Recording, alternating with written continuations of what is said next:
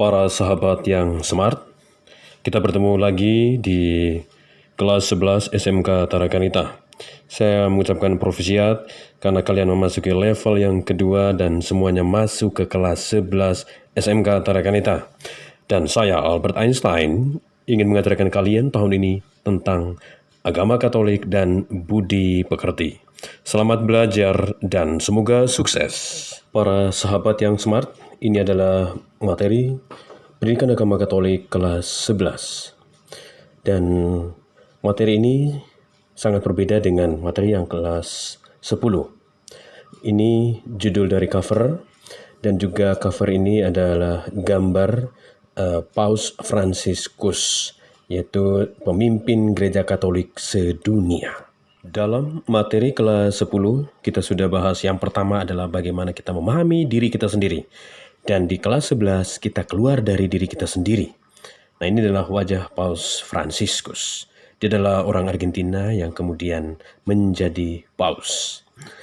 Materi di dalam kelas 11 ini, materi yang pertama itu mencakup atau meliputi beberapa pokok. Nah, ini adalah buku Pendidikan Agama Katolik ke-11. Kalian bisa lihat di e-book, entah di Google kalian bisa cari, atau juga di e-book atau di menu di blog saya, menu gudang buku kelas 11. Materi bab pertama itu adalah mengenai arti dan makna gereja. Kemudian bab kedua mengenai sifat-sifat gereja. Kemudian bab ketiga tentang peran hierarki dan awam dalam gereja Katolik. Hierarki itu mencakup uskup, imam, dan diakon. Kemudian awam itu adalah umat-umat yang sudah dibaptis menjadi Katolik. Nah, dalam bab berikut mengenai tugas-tugas gereja. Di sana ada 5 tugas dan kita nanti akan mengenal 5 terminologi atau 5 istilah dalam bahasa Yunani yang juga sangat lazim digunakan dalam teologi Katolik. Oke. Kemudian bab yang kelima mengenai gereja dan dunia. Jadi gereja ada di dunia, gereja juga berkecimpung dalam permasalahan dunia, termasuk di dalamnya itu adalah mengenai hak asasi manusia. Kita langsung masuk ke bab yang pertama. Bab pertama itu adalah tentang arti dan makna gereja. Oke.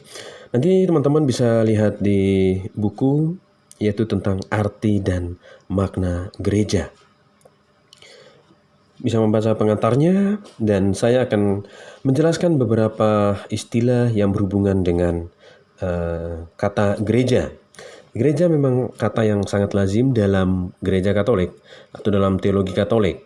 Juga gereja lazim dalam teologi Kristen. Nah, gereja itu adalah sebutan yang asli sering disebut atau diucapkan oleh orang Indonesia. Kenapa kata gereja itu menjadi kata bahasa Indonesia? Sebenarnya kata gereja itu dibawa oleh para misionaris Portugis yang datang ke Indonesia. Bahasa Portugis, gereja adalah igreja.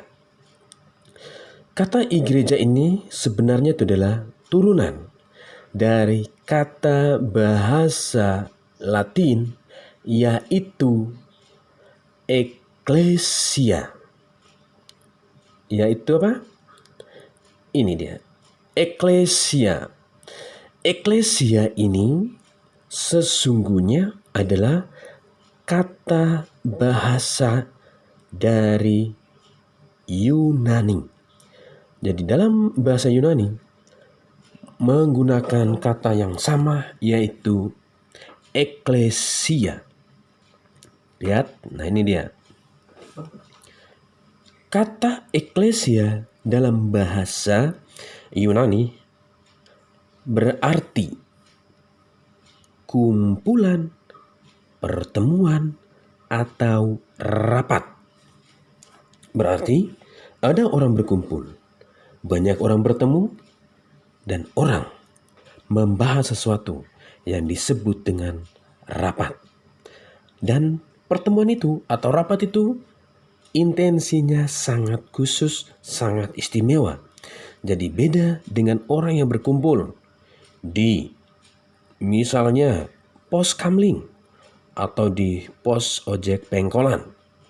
Nah, eklesia atau perkumpulan itu dalam bahasa Indonesia sering atau lazim menggunakan kata jemaat atau umat.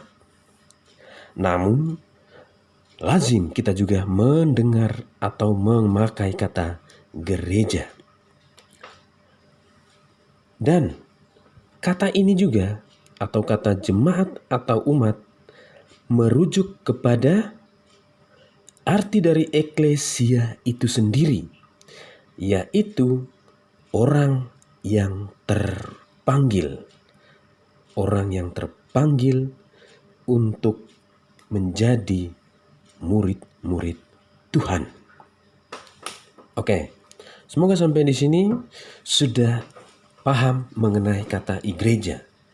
Gereja dari kata eklesia. Eklesia mungkin persamaan bunyi seperti ini. Eklesia, eklesia, eklesia, iglesia, gereja, gereja, gereja, gereja menjadi jelas. Jadi eklesia sebenarnya ada persamaan bunyi dengan kata gereja. Ada beberapa pemahaman dalam arti gereja. Yang pertama itu sifat historis gereja. Artinya gereja itu ada di dalam waktu. Atau dalam bahasa Latin disebut intertempora. Inter itu di dalam, tempora itu waktu. Jadi gereja itu ada dalam sejarah. Jadi gereja juga menyejarah. Lalu yang kedua, gereja itu adalah persatuan seluruh umat. Namun di dalamnya juga ada yang disebut dengan hierarki. Hierarki tadi itu dalam cakup uskup, imam, diakon. Siapa? Uskup, imam, dan diakon. Mereka menjadi pemimpin, mereka menjadi pelayan dalam ibadat, dalam misa, dan lain-lain. Dan fungsi mereka itu adalah fungsi pelayanan. Jadi fungsi mereka itu adalah fungsi pelayanan. Gereja itu satu, namun gereja juga mengakui pluriformitas dalam hidup gereja.